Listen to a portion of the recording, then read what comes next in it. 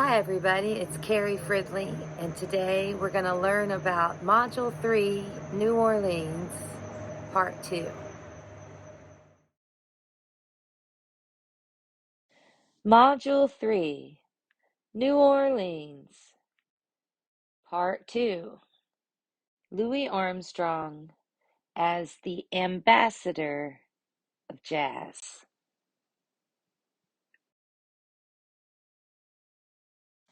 In April 1919, several years before moving to Chicago, where he cut some of his most important records, Louis Armstrong determined to see where his burgeoning talent as a jazz cornetist, vocalist, and entertainer might take him.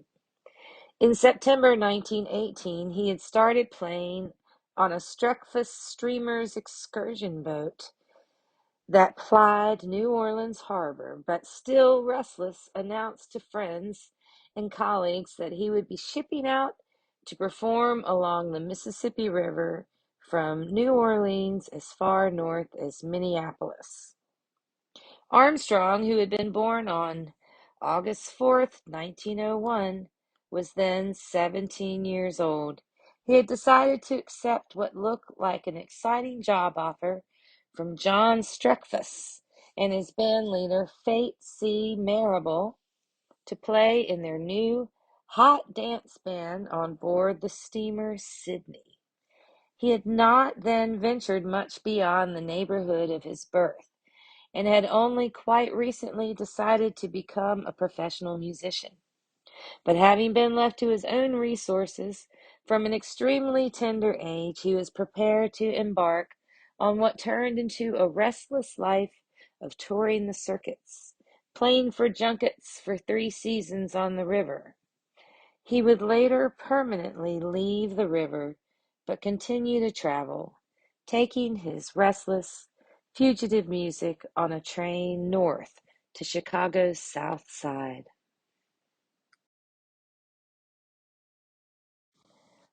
A handsome and dynamic young Armstrong, third from the right, looks ready to fly off his chair. The other players left to right, Henry Kimball, Boyd Atkins, Fate Marable, John St. Cyr, David Jones, Norman Mason, Norman Bradshear, and Baby Dodds aboard the SS Capitol circa 1919.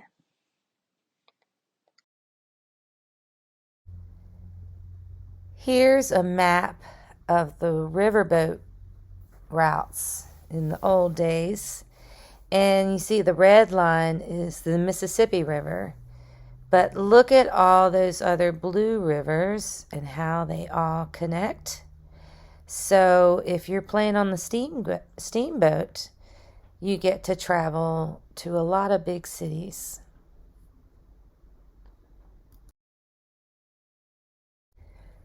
In 1910, the laws changed in the United States. Reconstruction was over, which really helped the African American communities after the Civil War, after the Emancipation Proclamation. But in 1910, a Southern president got back into the White House and changed the laws, giving more power to the states over Reconstructionist programs. So that is what instigated the Great Migration. And on this map, it shows from 1916 to 1930. This is when African Americans in the South had to leave because they were being oppressed with the laws that took away their rights. So if you want to read more about this, read about the Great Migration. So you see in Louisiana, they can go up the river there. And with the railroads, you can get to Chicago. Chicago was the next big city that was really coming into its own, and there was a lot of work in Chicago and a really good music scene in Chicago. Now, New York City, you could take the train east over to New York City from Chicago. New York City was more set up to support a music community, and there were publishing houses for people that wrote songs. There were clubs, and it was all coming out of the Broadway area of New York. And so a lot of bands in Chicago enjoyed meeting each other and playing, but they would go over to New York City because there's more gigs over there and it was easier to make a living. And that's the same path that Louis Armstrong took.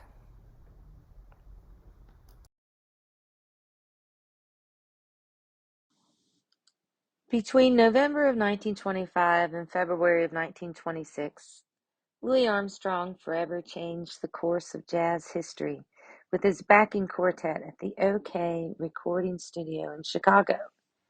The ensemble, labeled the Hot Five, consisted of some of the finest musicians of the day, including clarinetist Johnny Dodds, Johnny St. Cyr, who played a 6-string hybrid banjo guitar, trombonist Kid Ory, who we heard earlier in the module on the recording of Tiger Rag, and Armstrong's then wife and pianist Lil Hardin, who was also a composer and an arranger.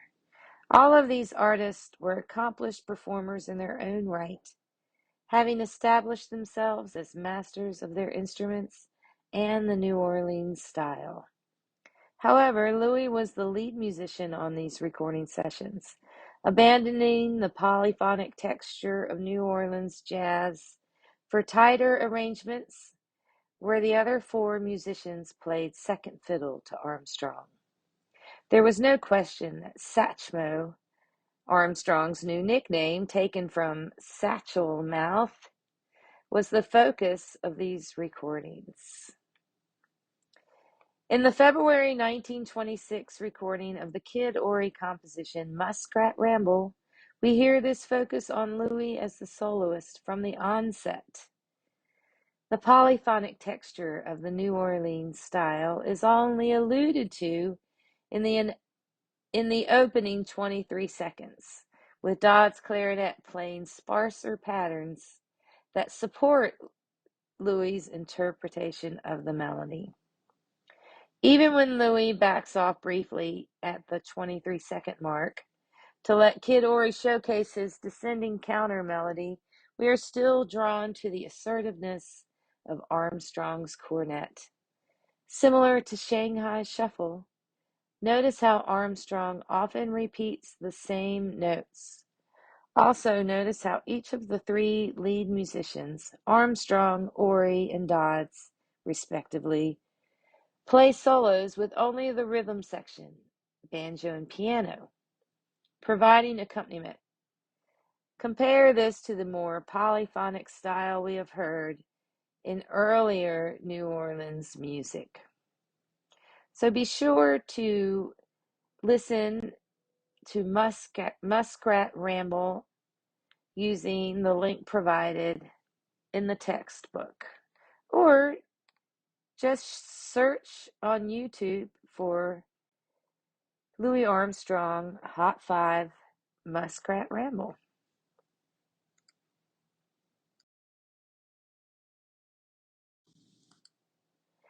In the recording of Sweet Little Papa from these same sessions, we hear the separation of each of the soloists, who are featured alone without accompaniment in synchronized breaks. While every member of the ensemble gets a chance to show their mettle, Armstrong still establishes his dominance as the lead soloist, ending the tune with a direct and jubilant reiteration of the entire melody from 1 minute 35 until the end of the recording. Even with the return to New Orleans polyphony for a brief 10-second span, and that's at 1:57 to 2:07, Johnny Dodd's and Kid Ory's melodies are ultimately overshadowed by Armstrong's powerful and bouncy solo lines, which cut through the ensemble like a laser beam. Listen to Sweet Little Papa from the Hot Five. Armstrong's contributions to jazz music could have stopped here, and he would still be forever immortalized in the annals of jazz history. However, Louis, constantly searching for a unique voice in his early years, developed a distinct personality, both as an instrumentalist and as a vocalist. Armstrong's scat singing, an improvisatory vocal style where the lyrics are replaced with syllables unrelated to the text of the song, made an enormous impact on future jazz vocalists. This is not to say that Louis invented scat singing or even that he was the first musician to record scatting. These erroneous myths are often attributed to Armstrong, who perpetuated a myth that he began to scat when, during the following recording of Heebie Jeebies at OK in February 1926, he accidentally dropped his lyric sheet and began to improvise nonsense syllables in the heat of the moment. We have proof that Al Jolson recorded scat singing 15 years earlier, and numerous accounts of other musicians at the turn of the 20th century who began to experiment with this vocal approach. Nonetheless, the following recording, Heebie Jeebies, listed in your text, is significant in that Armstrong displays the same melodic and rhythmic bounce of his legendary cornet playing in his singing. Indeed, it established Louis as a great jazz vocalist and influenced future generations of vocalists, ranging from Ella Fitzgerald and Billie Holiday to more contemporary singers like Harry Connick Jr. and Diana Krall.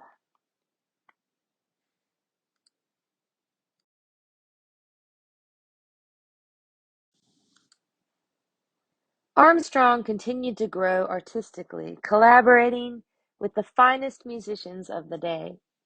One of his greatest musical partnerships was with the up-and-coming pianist Earl Hines. Hailing from Duquesne, Pennsylvania, Hines was far removed from the hot climate and sounds of New Orleans. During his formative years, the young Hines learned piano from his mother and assimilated a wide swath of music, studying classical piano as well as the then popular ragtime and numbers. Elements of the latter genre, notably the march-like left-hand accompaniment, would become a part of Hines's style. But, like Armstrong, Hines made huge leaps in how the piano was performed in jazz, both incorporating and abandoning musical traditions with a blend of old and new elements. The 1928 recording of Weatherbird by Armstrong and Hines highlights both musicians' willingness to respect the past while looking to the future. In this recording, less than 3 minutes in length, Hines demonstrates his versatility as a pianist.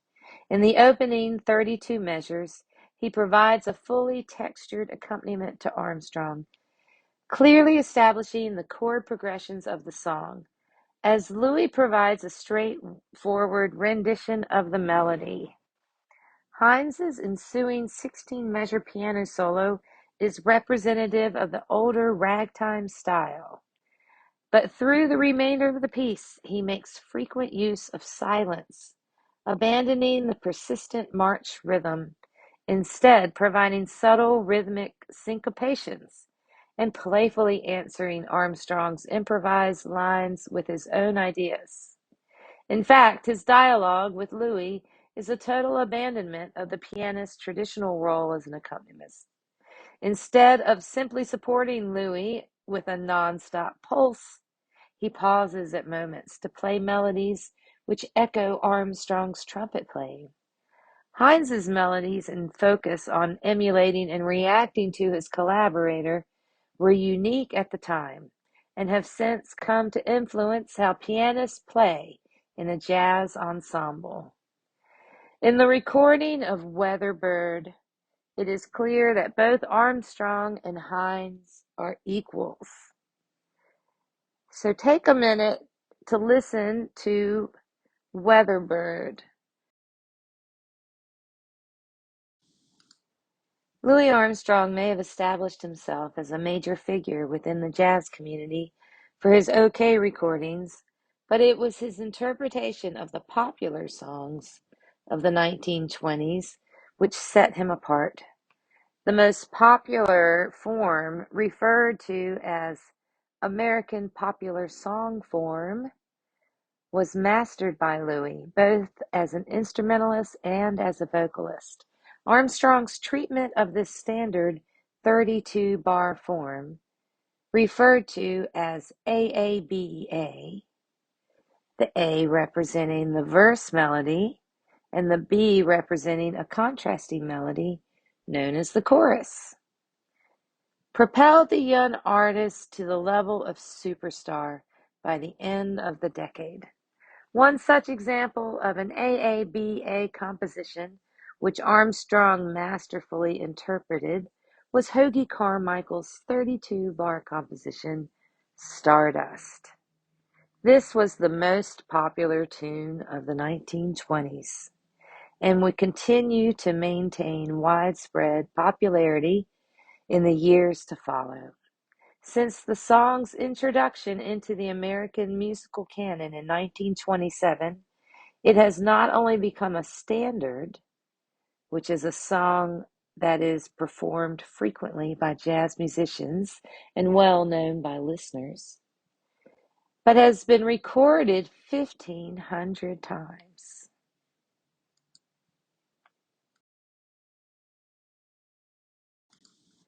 Armstrong's recording stands out as one of the most popular versions of this standard. Compare the recording by the composer Carmichael himself with Satchmo's interpretation. Both links are listed in the textbook, or you can just Google them online. The joyful sound of Louis' trumpet is followed by a charismatic vocal rendition of the melody, which is then followed by a trumpet solo, gradually building to a glorious climax. This formula, where the melody is played on trumpet, sung, and then followed by an instrumental solo, would become Armstrong's calling card as his career progressed.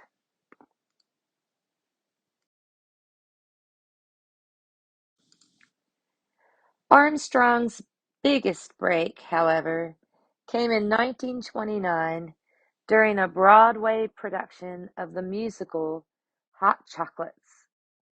When Louis wasn't playing during the show, he provided entertainment as a singer from the orchestra pit, unseen but heard by the audience. This invisible singer was so well received that the producers of the musical changed the script in order to bring Louis on stage. Armstrong had transcended his status as a masterful musician to become a larger-than-life celebrity who represented the first great jazz superstar.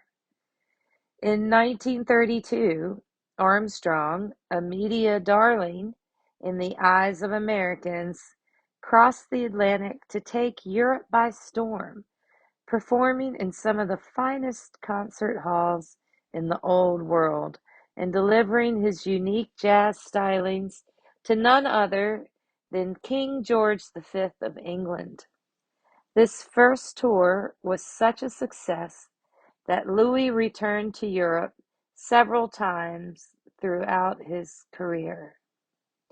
Listen to Louis' recording from his European tour in 1933. He's performing his popular rendition of Dinah in Copenhagen. Find the link in your textbook.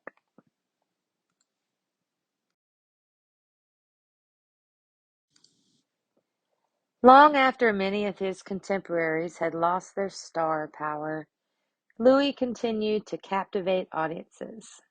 A movie star, Armstrong appeared in such famous films as Casablanca and was elected vice president of the Negro Actors Guild of America. He would also become a popular fixture on American television, appearing as one of the first musical guests on the opening season of The Ed Sullivan Show in 1948. By the late 1950s, the veteran musician had gained a level of national respect as an American icon.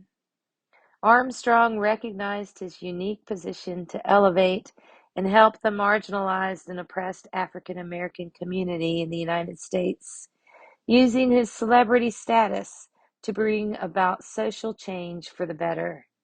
In 1957, Armstrong protested President Eisenhower's negligence of the desegregation of a high school in Little Rock, Arkansas, by canceling a musical tour to the Soviet Union.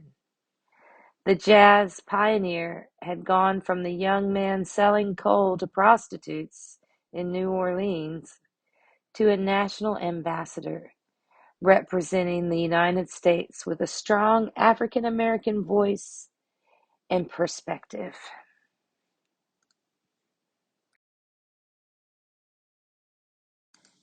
Interpreting a standard. Standards are songs frequently performed by jazz musicians, and most jazz musicians are expected to know certain standards. One notable example is Over the Rainbow from The Wizard of Oz, and here you see Judy Garland in The Wizard of Oz. In learning the song, the jazz musician must be familiar enough with the melody, the chords, and the form of the song to successfully improvise over the standard. In early jazz, the musicians often improvised solos which stayed fairly close to the melodies and stayed close to the song's chord progression. As jazz evolved, however, improvisers began to take greater liberties when soloing, creating more complex melodic and rhythmic ideas, while also exploring alternative ways of playing the underlying chord progressions. Glossary: American Popular Song Form, also called 32-bar form or AABA. This is a musical form consisting of two melodies, the first a verse melody, A, and the second a chorus melody, B. Over the Rainbow by Harold Arlen is one of the most famous examples of this musical form. Arpeggios: breaking up the notes of a chord into a stream of individual notes like ba da da da da da da. Break: when the ensemble stops playing to feature the improviser. Clarinet: small woodwind instrument that was popular in New Orleans jazz. Cornet: small instrument closely related to the trumpet, and the instrument of choice for many New Orleans musicians, including Buddy Bolden, King Oliver, and Louis Armstrong. Great Migration. Diaspora of African Americans relocating from the southern United States to the northern United States between 1910 and 1930. Louisiana Purchase.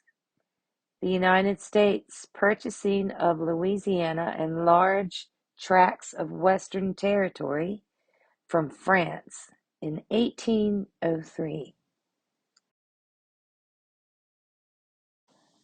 Reconstruction. The process by which the states that had seceded were reorganized as part of the Union after the Civil War.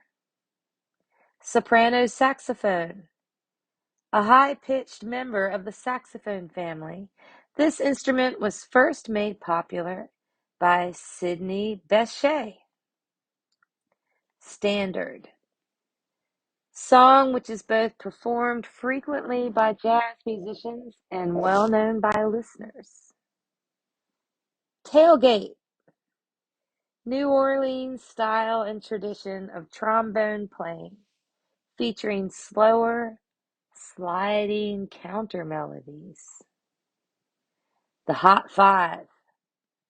Famous ensemble that recorded in Chicago in 1926 with Louis Armstrong.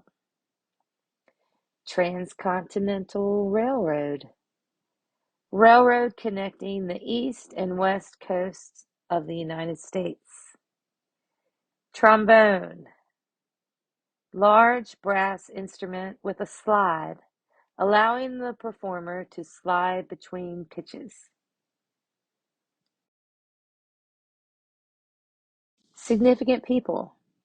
Baby Dodds. New Orleans drummer. Buddy Bolden. Cornetist, father of jazz. The king of jazz, King Bolden. Jelly Roll Morton. Composer, pianist, early public figure of jazz. Johnny Dodds. New Orleans clarinetist. Johnny St. Cyr. New Orleans banjoist and guitarist. Kid Ory. New Orleans trombonist. King Oliver.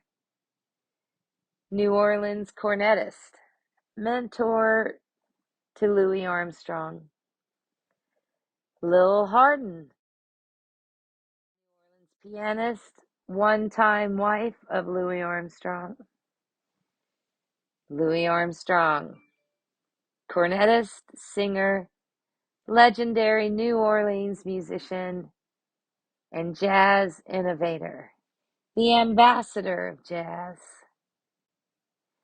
Sidney Bechet, New Orleans soprano saxophonist, and William Bunk Johnson, New Orleans cornetist.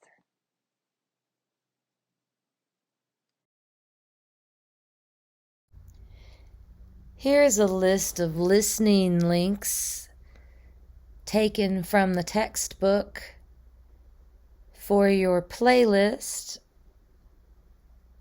for New Orleans Part 2.